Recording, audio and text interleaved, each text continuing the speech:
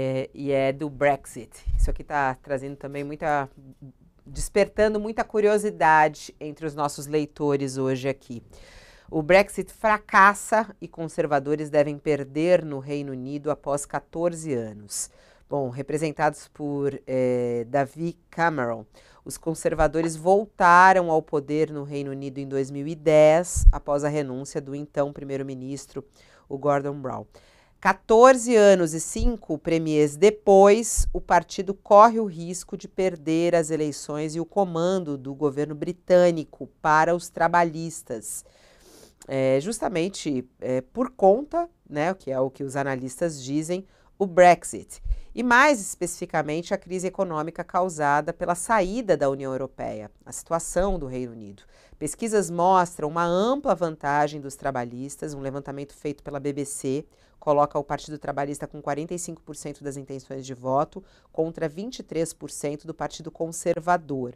Hoje, a maior parte dos analistas vê como muito improvável uma vitória do atual primeiro-ministro nessas eleições marcadas agora para o dia 4 de julho.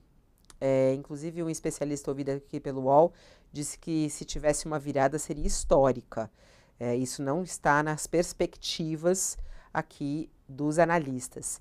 A economia melhorou, mas perspectivas são pessimistas. Essa convocação das eleições gerais veio depois de um anúncio de que a inflação em 12 meses desacelerou de 2,3% em abril, o nível mais baixo em 3 anos, o que é uma melhora para a economia. No entanto, não há boas perspectivas, principalmente a partir de outubro, quando entra em vigor novas regras do Brexit, como a gente sabe, foi sendo colocado aí aos poucos, né? E aí há toda uma discussão, quer dizer, realmente não deu certo, foi um desastre, isso vai mudar o rumo político do Reino Unido? Vou começar com você agora, Madá, como é que você analisa aí esse fracasso? Você também considera um fracasso? Na verdade, Fabiola, é algo muito interessante o que aconteceu com o Brexit. Se o pessoal não viu ainda esse documentário, tem um documentário chamado Privacidade Hackeada, que é feito pelo Paul Hilder, meu amigo querido, que foi candidato a secretário-geral do Labour Party, do Partido Trabalhista do Reino Unido, e ele acompanha o que aconteceu no Brexit. O Brexit foi uma das primeiras grandes operações massivas de manipulação da opinião pública, feita pela Cambridge Analytica, que é aquela empresa, lembra que deu aquele escândalo todo com o pessoal do Trump?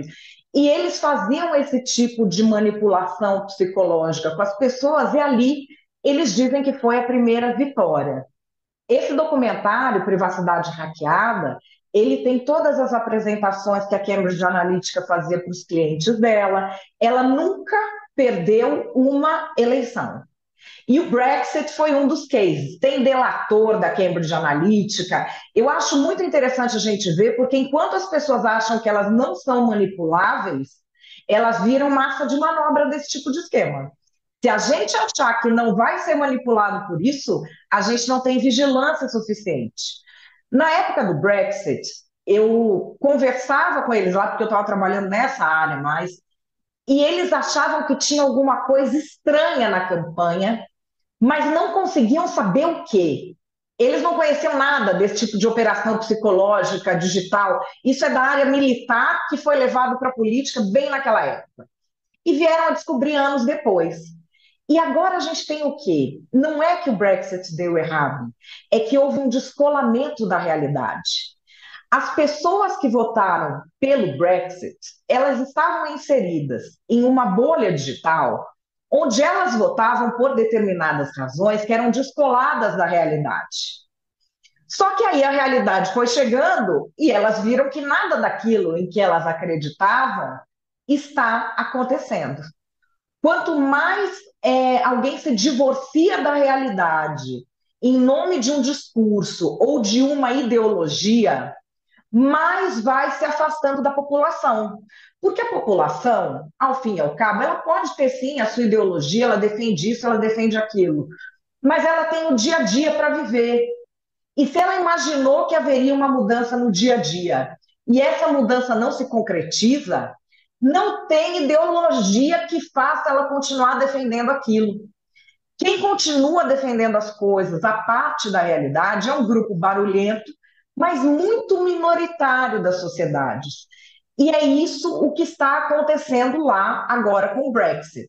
Mas levando em consideração o seguinte, eles não são capazes de ter forças políticas populistas polarizadoras, como você tem nos Estados Unidos e como você tem aqui no Brasil, que transformam as pessoas em reféns da bolha digital. Então, se você falar um A contra o pacote ideológico completo, você está fora. Então, ninguém fala nada.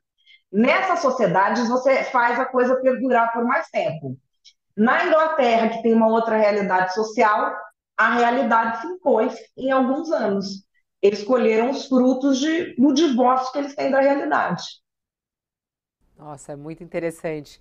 Como é que chama o documentário? O pessoal está pedindo para você repetir o nome aqui, Madá.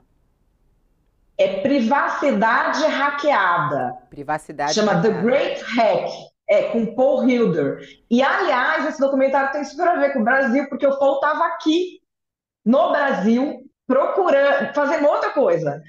E aí é que ele recebeu no Brasil uma chamada dessa delatora da Cambridge Analytica que topou contar tudo para ele, e é a partir daí que se desenrolou esse documentário. Boa. Thales, a gente vê aí as eleições no Reino Unido, próximo dia 4, né, de julho, marcadas, mas que traz esse questionamento, né?